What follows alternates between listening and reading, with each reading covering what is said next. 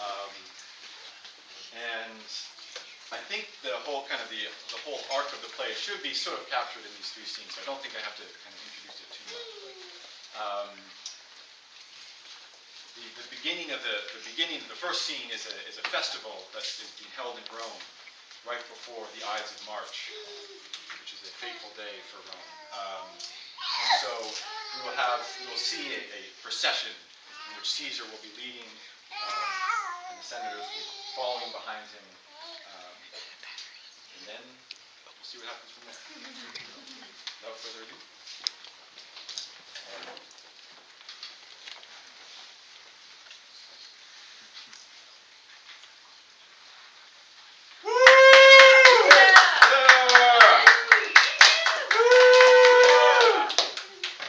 Calpurnia. Peace, ho! Caesar speaks. Calpurnia. Here, my lord. Stand you directly in Antonius' way when he makes his run. Antonius. Caesar, my lord. Forget not in your speed, Antonius, to touch Calpurnia when you make your run. For our elders say that the Baron touched in this holy chase shakes off their sterile curse. I shall remember. When Caesar says do this, it is performed. Set on, and leave no ceremony out. Caesar! Aye? Who calls? Bid every noise be still. Peace yet again. I heard a voice in the crowd, shriller than the music, cry, Caesar! Speak, Caesar is turned to hear. Beware the Ides of March. What man is that? A soothsayer bids you beware the Ides of March. Send him before me. Let me see his face. Fellow, come from the throne. Look upon Caesar. What sayest thou to me now? Speak, once again. Beware the Ides of March. He is a dreamer. Let us leave him. Pass.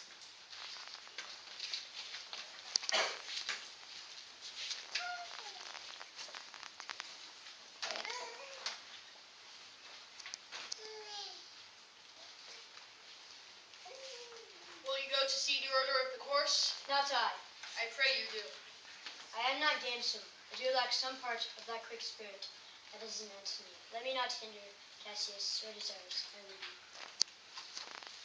Brutus. I do observe in our plates. I have not from your eyes seen that gentleness. And true of love as I was wont to have.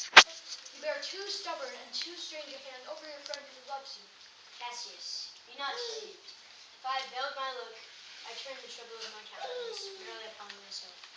Vexed I am of late with passions of some gentleness, conceptions only proper to myself, which give some soil perhaps to my behaviors. But let not, therefore, my dead friends be grieved, among which number, Cassius, be warned, nor construe any further my neglect, and that poor Brutus with himself at war guessed the shows of love toward a woman. Then, Brutus, I much mistook your passion, whereof this breast of mine hath carried thoughts of great value, worthy cogitation. Tell me, good Brutus, can you see your face?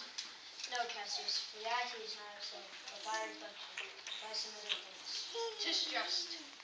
And it is very much lamented, Brutus, that you have no such mirrors as between your hidden worthiness into your eye, that you might see your shadow. For I have heard where many of the best respect in Rome, except immortal Caesar, speaking of Brutus, and groaning underneath his age's yoke, wishing that noble Brutus had his eyes. Into what dangers would you lead me, Cassius? That you would have me seek into myself that which is not in me. Therefore, good Brutus, be prepared to hear. And since you cannot see yourself so well as by reflection, I, your glass, will modestly discover to yourself that which you yet know not of.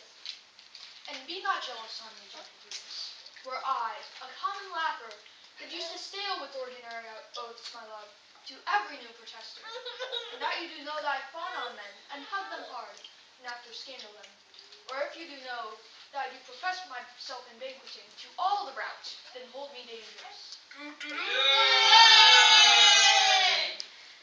What means the shouting? I do fear the people choose Caesar for their king. Aye, do you fear it? Then must I would think you would not have it so. I would not, yet I love him well. But wherefore do you hold me here so long? What is it you would impart to me? If it be odd for the general good, set honor in one eye, and death out of the other.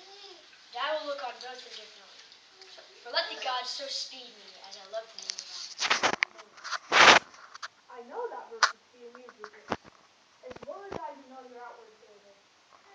Well, honor is the subject of my story. I cannot tell what you and other men think of this life, but as for my single self, I had as lief Not be, as live to be, in awe of such a thing as I myself. I was born free as Caesar. So were you. We have both fed as well, and we have both endured the winter's cold as well as he. For once, upon a raw and gusty day, the troubled Tiber chafing with her shores, Caesar said to me, "Darst thou, Cassius, leap in with me into this angry flood and swim to yonder point?" Upon the word, accoutred as I was, I plunged in and bade him follow, and so he did. The torrent roared, and we did buffet it with lusty sinews, throwing it aside and stemming it with hearts of controversy. Ere we could arrive at the point proposed, Caesar cried, "Help me, Cassius, or I sink!" I, as our great ancestor, did from the plains of Troy, upon his shoulder the old Anchises bear, so from the waves of the Tiber did I, the tired Caesar. And this man has become a god, and Cassius is a wretched creature, and must bend his body if Caesar carelessly but nod on him. He had a fever when he was in Spain, and when the fit was on him, I did mark how he did shake. 'Tis true, this god did shake. His coward lips did from their color fly, and that same eye whose bend doth awe the world did lose his luster.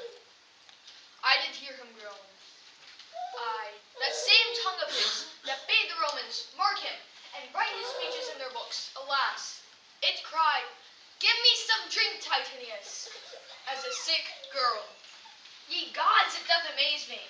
A man of such feeble temper should get the start of such a majestic world, and bear the palm alone. Another general shout. I do believe that these applauses are for some new honors that are heaped on Caesar.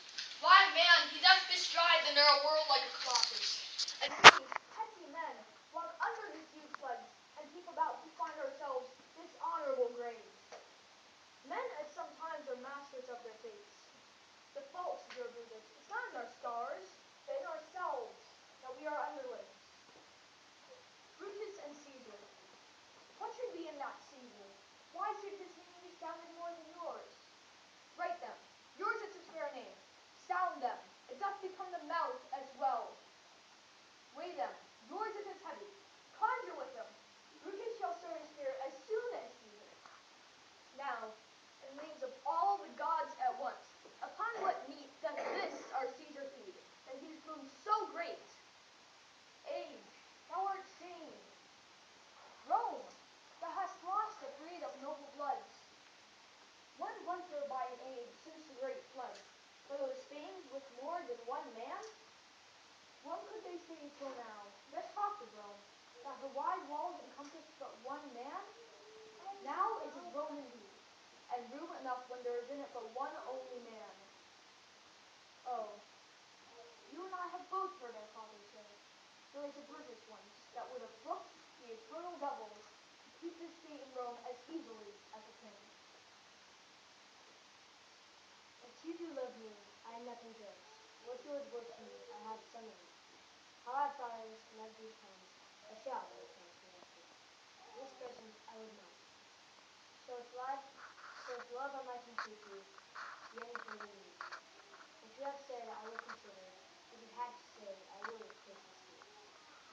Would and find a time both near to hear and answer such high things.